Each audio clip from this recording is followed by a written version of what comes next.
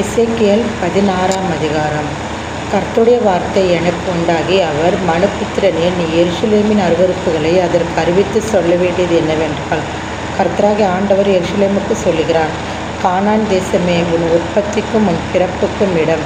உன் தகப்பன் எம்மோரியன், உன் தாய் ஏத்தித்தி. உன் பிறப்பின் வர்த்தமானம் என்னவென்றால், நீ பிறந்த நாளிலே உன் தொப்புள் அறுக்கப்படவும் இல்லை, நீ சுத்தமாவதற்கு தண்ணீரினால் குளிப்பாட்டப்படவும் இல்லை, உப்பால் சுத்திகரிக்கப்படவும் இல்லை, துணிகளில் சுற்றப்படவும் இல்லை.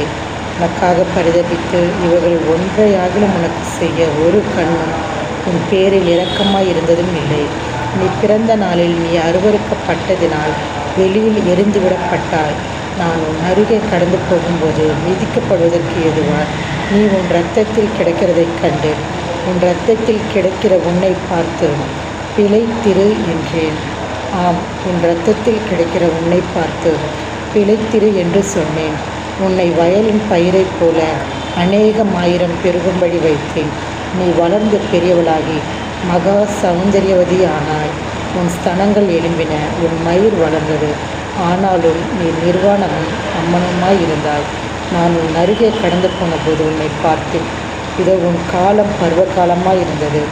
அப்பொழுது என் வஸ்திரத்தை உன்மேல் விரித்து உன் நிர்வாணத்தை மூடி உனக்கு ஆணையிட்டு கொடுத்து உன்னோடு உடன்படிக்கை பண்ணினேன் என்று கர்த்தராகிய ஆண்டவர் சொல்லுகிறார். இவ்விதமாய் நீ என்னுடையவளானாய்.